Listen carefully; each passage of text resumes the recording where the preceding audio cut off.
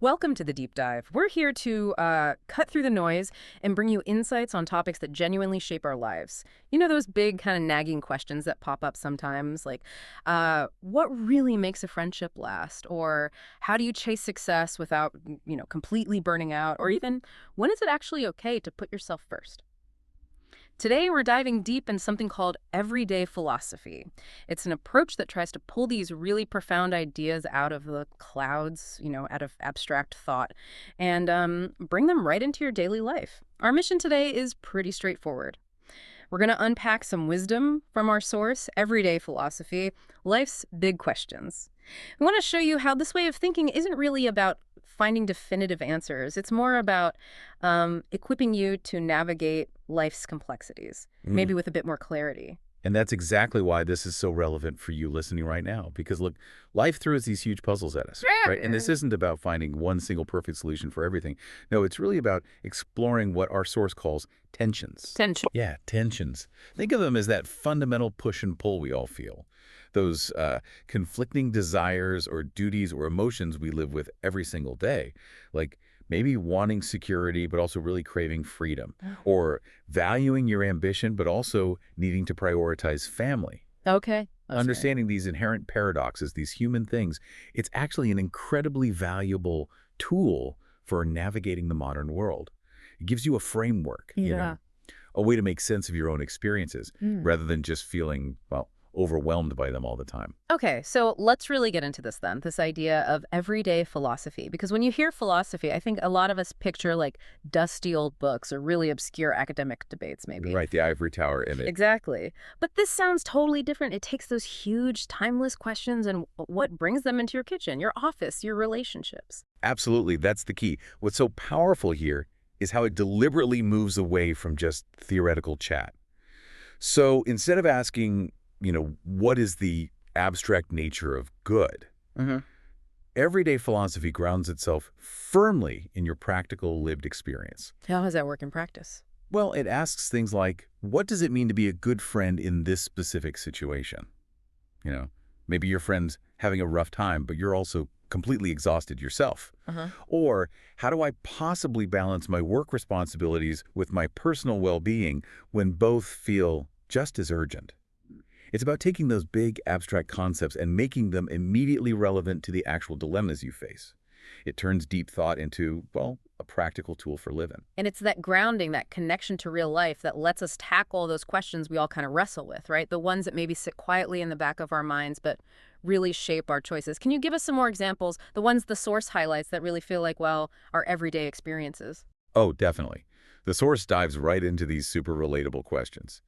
The kind of things that, might keep you up at night sometimes, like, why do we chase success even when it burns us out? I mean, I think almost everyone has felt that pressure, haven't they? That relentless drive. For sure. Even when your body and mind are just screaming for a break. It's a classic tension, right, between aspiration and just, well, self-preservation. Yeah. Then there's what makes a friendship last. We all value our connections, but things change. Life happens.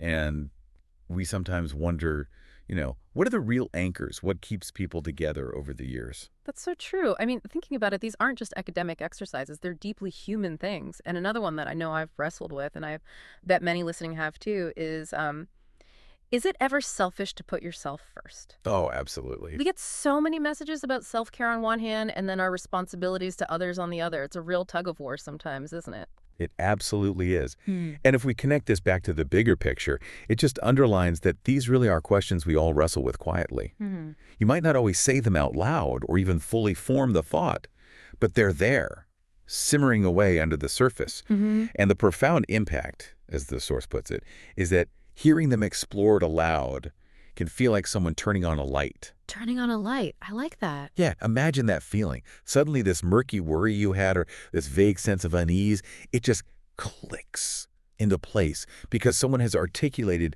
the very tension you've been feeling. It's incredibly validating, Yeah. And clarifying. It helps you recognize your own internal landscape and see it as part of a shared human experience. You realize, okay, I'm not alone in feeling this push and pull. That's a really interesting point because our instinct often when we face a big question or a problem is to look for the answer, right? We want solutions. We're kind of conditioned that way, yeah. But this approach, Everyday philosophy, it seems to challenge that. If it's about exploring these huge questions, why isn't it focused on finding that single answer? How does it deal with our natural urge for solutions? That's a really crucial question, and it gets to the heart of it all. The beauty of this whole approach is precisely that it's not about having the answers. Mm, It's much more about exploring those tensions we live with every day. okay. Think of it like mapping the complex landscape of being human, rather than trying to draw one single perfect road through it. Yeah. Life is just full of contradictions, paradoxes.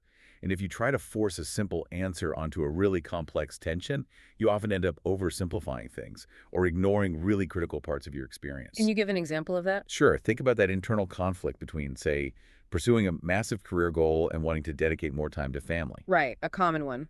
Everyday philosophy doesn't just tell you pick A or pick B.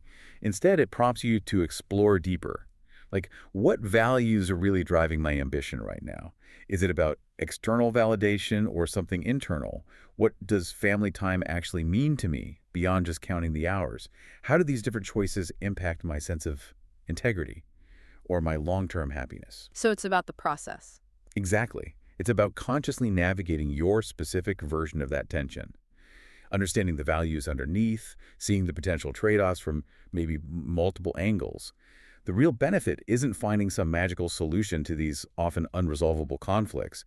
It's understanding why they exist, how different people see them, and how you can navigate them personally with, hopefully, more wisdom and intention. Okay, so if we pull all this together, what does it actually mean for your day-to-day life? You know, the work stuff, the relationship talks, the hard choices we all make. It means everyday philosophy isn't some like lofty academic thing that's miles away from your real life. Not at all. It actually transforms what might seem like an intellectual luxury into well, a really practical lens, a way to understand and navigate the messy, complex parts of your life. It makes philosophy less about old dusty books and much more about managing your work, your love life, your choices, your search for meaning. And that's where you see the tangible application really kick in for you, the listener. This approach empowers you to bring philosophical thinking right into your personal challenges, your professional hurdles. How so? Well, instead of just reacting to things as they happen, it encourages a deeper level of inquiry. Asking yourself, why am I feeling this way about this career move? Is it really about status, or is it about purpose, or in a relationship conflict? What are my core values here, and how do they actually line up with my actions? So it's about moving beyond just fixing the immediate problem. Exactly. Yeah. Moving beyond just superficial problem solving Huh. to a much more profound engagement with your own lives, your own experiences. This isn't just thinking for thinking's sake. It's about developing a richer, more intentional way of living, where you're not just sort of drifting, but actively shaping your understanding of your own journey, making deliberate choices, hopefully informed by a deeper self-awareness. So for us then, for the listeners, those curious minds out there looking for something maybe a bit more substantial than quick fixes or easy answers, Well, what's the big appeal of this everyday philosophy? Why does it resonate? I think what makes this approach so powerful, so appealing, is that it taps into something we all kind of crave. We want intellectual depth, right? We want to understand the bigger picture, to feel like our minds are engaged in something meaningful. But let's face it, in a world of just constant information flying at us, we also need that depth delivered in a way that doesn't feel like homework or some heavy burden. Right, not another chore. Exactly. And everyday philosophy seems to hit that sweet spot. It's deep, but it's not heavy. It's thoughtful, but it's not pretentious. As the source says, it's the kind of thing people actually want to talk about. That makes sense. It satisfies your desire for real insight without completely overwhelming you. So it becomes this really engaging, accessible way for you to gain knowledge, develop a more nuanced understanding of yourself and the world around you, all without feeling like you're drowning in abstract theory. It basically turns philosophical thinking into an enriching, maybe even enjoyable part of your life. And there you have it, our deep dive into everyday philosophy. At its heart, it seems to offer this really profound, yet surprisingly accessible way to engage with life's biggest questions. Not by handing down answers from on high, but by focusing on those rich, complex, sometimes messy tensions we live with every day. Oh. It really is about illumination, isn't it? Understanding the journey, not just getting information or reaching some final destination. Absolutely. So if it really is about exploring these tensions, these profound pushes and pulls, rather than just finding definitive answers, here's maybe a thought to ponder for your own life. Think about a question you've been quietly wrestling with in your work, maybe, or your relationships, or just a personal choice you're facing? What if that question could benefit not from a quick fix, but simply from being articulated, from being thoroughly explored?